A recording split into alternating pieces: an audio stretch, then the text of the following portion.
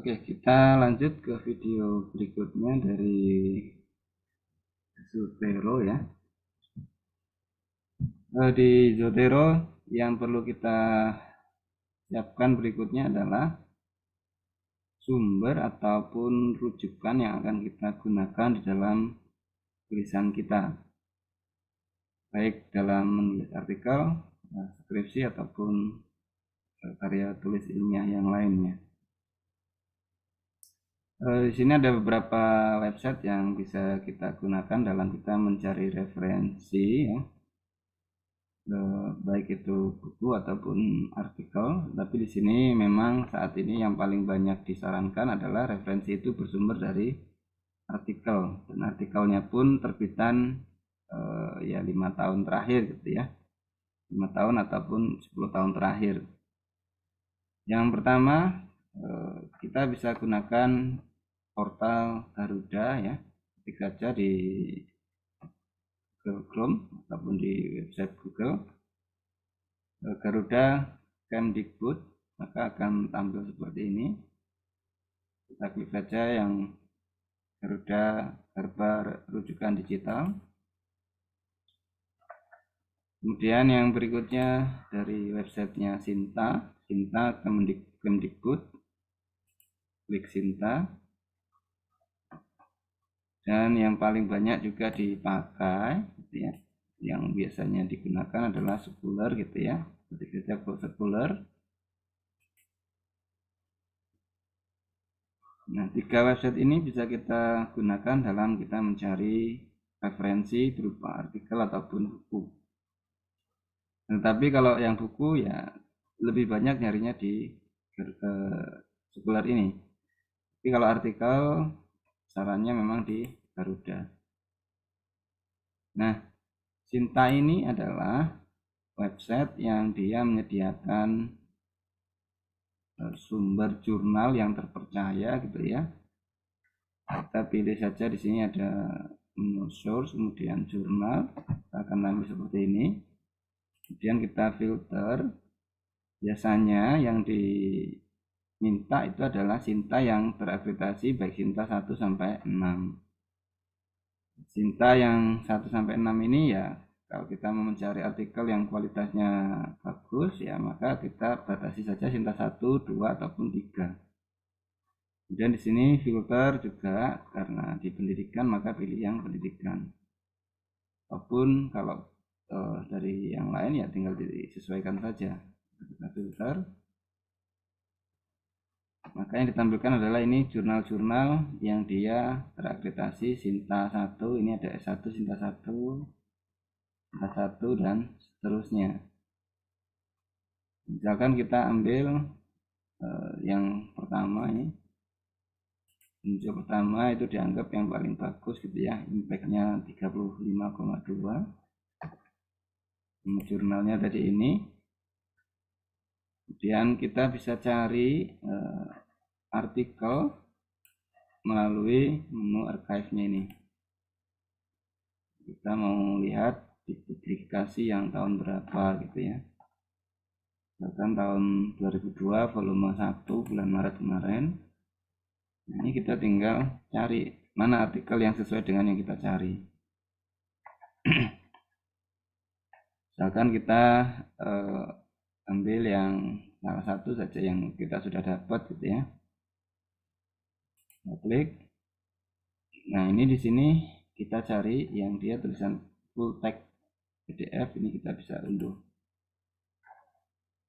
Kita download PDF file. Nah, ini kita sudah dapat satu artikel yang bisa kita masukkan ke dalam Zotero kita.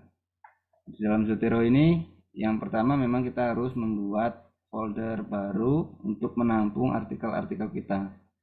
Ini ada misalkan model pembelajaran, kemudian ada aktivitas belajar,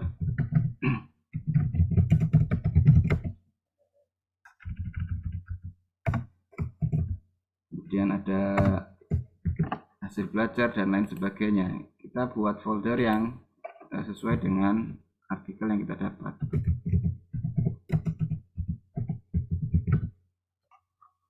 Misalkan ini hasil belajar. kita tadi dapat satu, saya asumsikan misalkan tadi artikel ini adalah artikel yang kita dapat dari judul artikel yang dia misalkan aktivitas belajar. Maka ya kita pilih saja aktivitas belajar foldernya, kemudian kita tinggal klik tarik, letakkan saja di sini. Maka ini akan terbaca otomatis oleh Zotero. Artikel yang bagus itu akan menampilkan informasi yang lengkap di sini. Infonya lengkap sekali. Dari volume berapa, isu berapa, halaman berapa, DOI-nya ada, kemudian URL-nya ada, dan seterusnya. Ini lengkap sekali kalau artikel dari sumber yang bagus. Kalau sumbernya tidak bagus, ya nanti akan banyak yang hilang di sini. Ini yang pertama saya contohkan, kita dapat artikel yang dari sumber yang bagus karena jurnalnya tadi jurnal yang tampil di urutan pertama dari Cinta. Oke, kita misalkan cari dari Google Scholar, misalkan aktivitas belajar.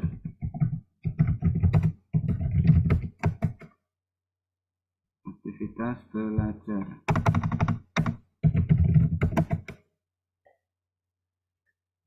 Oke, aktivitas belajar kita dapat.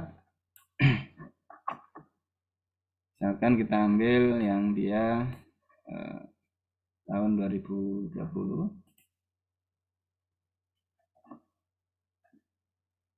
Kita download. Oke, ini pakai PDM downloadnya, maka kita harus mencari di folder download gitu ya. Ini tadi yang kita dapat.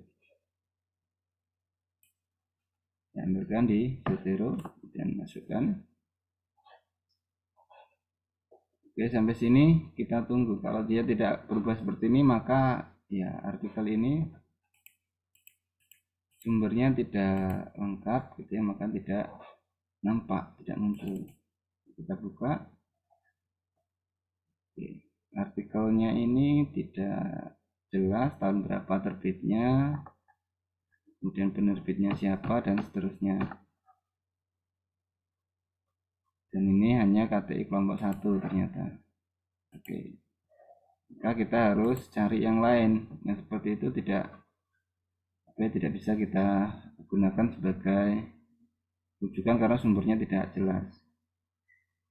Ya, kita bisa ngambil tetapi kita nggak bisa mengutip itu dari apa gitu ya. Misalkan kita cari lagi yang dari jurnal UGM.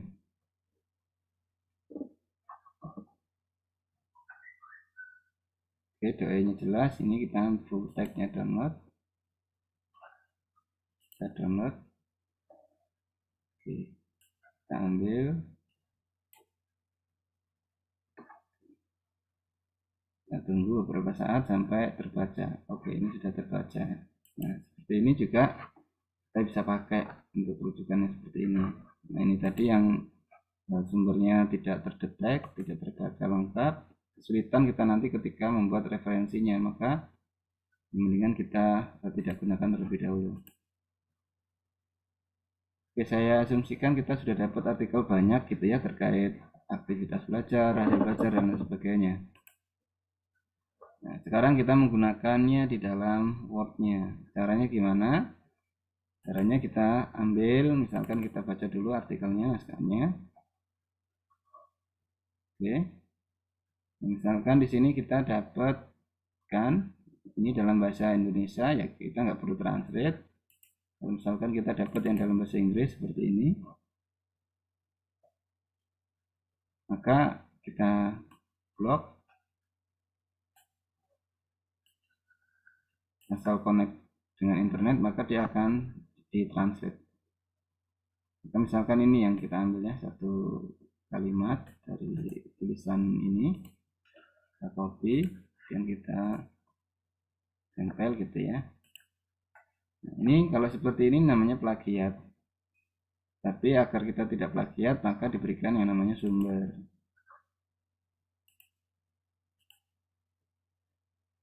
Jadi stem ini ya. Oke. Nah, ketika edit citation ini tadi di awal tidak muncul seperti ini, maka pilih saja pilihan APA7 gitu ya, baru di OK, baru nanti akan muncul seperti ini. Kalau di awal pertama kali menggunakan memang tidak langsung seperti ini, tetapi akan ada pilihan menggunakan stylenya apa. Pilih yang APA apa gitu ya, APA 7. Kemudian OK, maka akan muncul seperti itu. Nah, ini kita sudah memberikan rujukan atau sumber.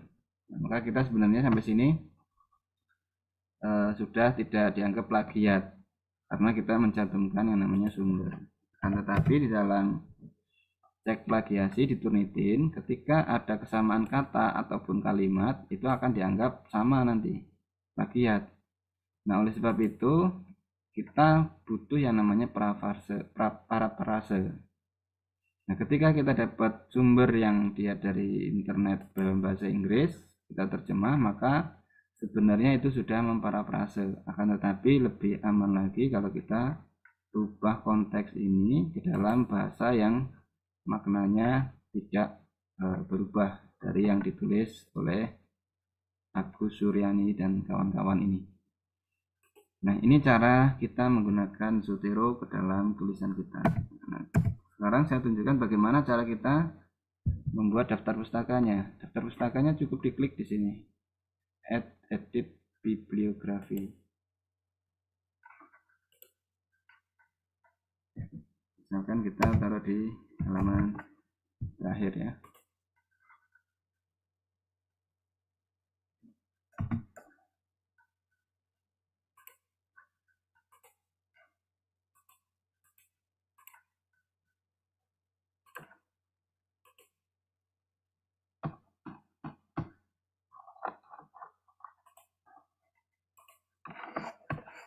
Ini akan muncul seperti ini.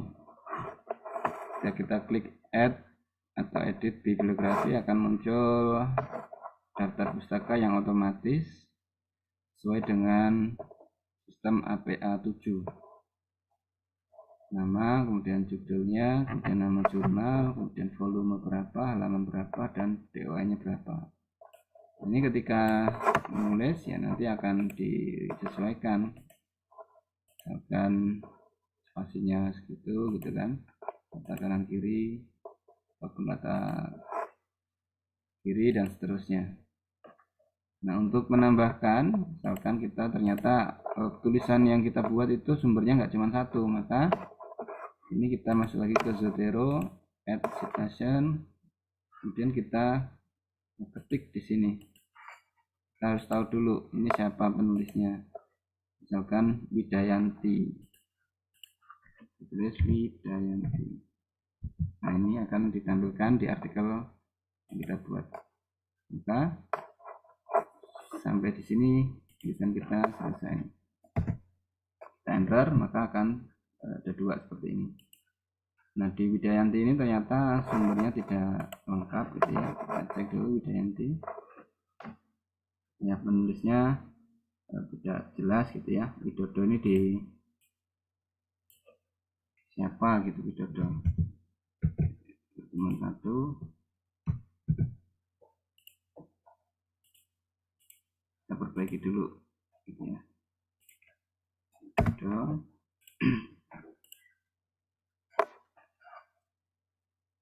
Widodo biasanya kalau namanya ada cuma satu kata. Maka kita refresh